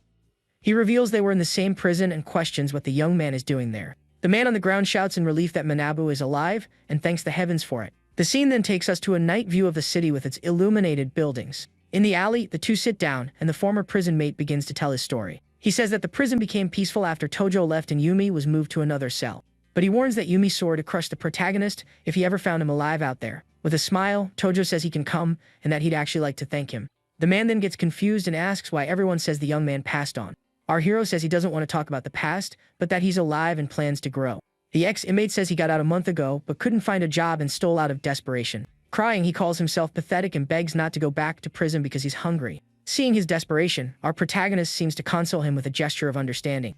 Then the young man puts out his cigarette with his shoe, making a decision about what to do. He then surprises the man and invites him to join his crew and work with him. With tears of joy, the man says he'll do anything if he's accepted into the group. Our hero then tests him and asks if he would do it even if he were asked to leave this world. The former cellmate explains that he can't even survive a single day alone without help. With determination, he swears the protagonist is all he has and that he would do it gladly. With a smile, Tojo says he was just kidding and helps him up so they can leave. With that, the two return to the restaurant, leaving everyone else surprised by the scene. The ally who was robbed clenches his fist tightly on the table, still angry about the situation. Furious, the ally yells at the thief and swears he's going to mess him up for taking his phone. But Tojo steps in and asks his friend to wait a moment before doing anything. He explains it was a misunderstanding and introduces Furuoi as a new member of the group. The new member then returns the phone and apologizes, saying he didn't know whose it was. The guy accepts the apology and says that since he's Manabu's friend, he's welcome there too. Our hero then promises that he'll never let him go hungry again and that he will protect him. With that, The new member gets emotional and swears he will follow his new boss for life. With the situation resolved, Tojo notices Amano is gone and asks the others where she is. Yuji answers without much concern, saying she might have gone to the restroom. But another ally says she got a call and left looking pale and in a hurry. At that moment, our protagonist's cell phone starts to ring with a mysterious call. With a serious expression, he answers the call, seeming to hear something worrying on the other end. The young man then says he has a bad feeling and tells everyone they need to go. The others stand up, worried, and wonder if someone is messing with the girl. The scene then takes us to a night view of the city with its illuminated buildings. Next, we see a dark alley with a fire escape, creating a tense atmosphere.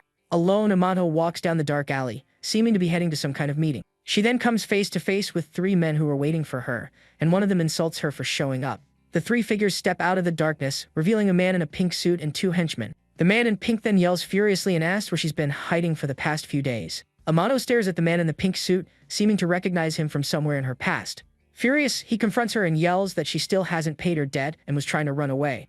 With her hand on her face, the young woman says she brought the money to finally settle everything with him. She then hands over several wads of cash and says that after this, she doesn't want to see him again. But the man complains about the amount and asks where she got all that money. The girl explains that she only borrowed 160,000 and has already paid back 400,000, and it still wasn't enough. With that, the man grabs her by the hair forcefully, showing all his aggression. He says that without his money, her brother would have been gone, and that his life isn't worth that much.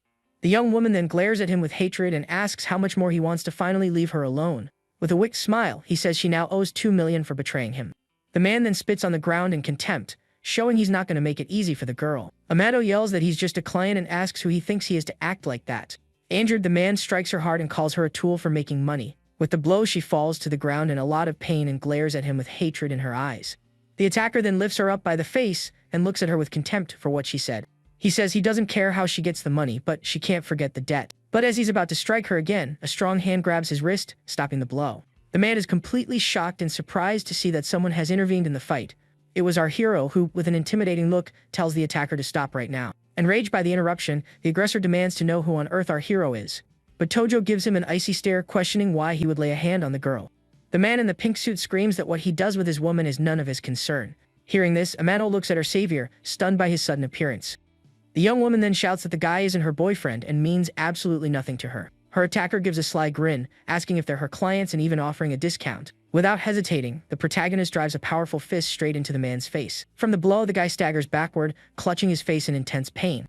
Our hero then declares with a cold look that he'll ensure he never speaks that way again. The man in pink holds his bleeding mouth, still in disbelief about what just happened. Just then, his henchmen arrive, shouting that Tojo dared to put a hand on their boss. However, right behind them, our protagonist allies appear, providing some serious backup. With both crews assembled, a brawl breaks out as the young man's friends charge into the fight. The enemy gang leader wipes his nose, remarking that he's seen the hero's face somewhere before. Our protagonist induces himself as Gaku Tojo, reminding him of a 6 million debt he once collected. The man angrily confirms that the girl does in fact have a large outstanding debt with him. Tojo then turns to Amano, who explains the guy is just trash that used her in the past. With a chilling smile, the young man says that means he doesn't have to hold back on taking him down. The aggressor is frozen with fear as our hero cracks his knuckles, preparing for battle. And with that, the protagonist ends their talk with a devastating kick to the man in pink. Seeing their boss get hit, one of the goons yells his name and rushes in to help. But Tojo's ally is quicker, landing a direct punch that hits the enemy's nose hard. With the man on the ground, he warns him to stay down if he doesn't want to get hurt any worse. Meanwhile, Haruto gets to his feet, questioning if Tojo will really fight for a woman like Amano. Sensing he's outmatched, the man in the pink suit resorts to dirty tricks, pulling a sharp blade from his pocket. Gripping the knife, he lunges forward with a furious gaze, telling the protagonist to prepare himself. Our hero steps in front of his friends, calling his opponent a coward for using a weapon.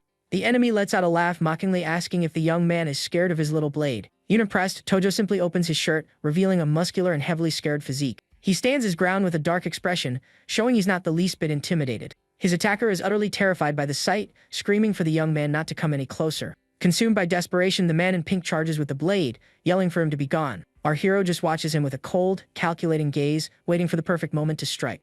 In a swift motion, he dodges the lunge and seizes the aggressor's wrist in a tight grip. The protagonist then twists his enemy's arm, forcing him to drop the knife to the ground. Immediately after, he lands a precise kick to the guy's knee, throwing him completely off balance. Taking advantage, the young man grabs his foe and forcefully brings his head toward the ground. The man in the pink suit is knocked out cold from the heavy impact, ending the fight instantly. But our hero isn't finished, relentlessly striking the downed man's face without a hint of mercy. Watching the scene, Amano becomes frightened and begs Tojo to stop, not wanting him to dirty his hands for her. Face down, the aggressor pleads for his life, admitting that everything was his fault. But Tojo grabs him, demanding he pay Amano 6 million as compensation within 1 month. Terrified, the man frantically yells that he'll pay, promising he will fulfill the agreement. Furthermore, our hero orders him to gather his goons to kneel down and apologize. The gang leader is stunned by the new command, looking like he can't believe what he's hearing. Losing patience, the protagonist lands another powerful punch right on the fallen man's face. That does it. The guy immediately gives in, shouting that he'll apologize and do exactly as he's told. So, the boss and his henchmen get on their knees and apologize, also vowing to pay the debt. Amano then finds her voice, screaming for them to disappear and never show their faces to her again. The 3 men stay kneeling on the floor, staring at the couple in complete fear of the situation.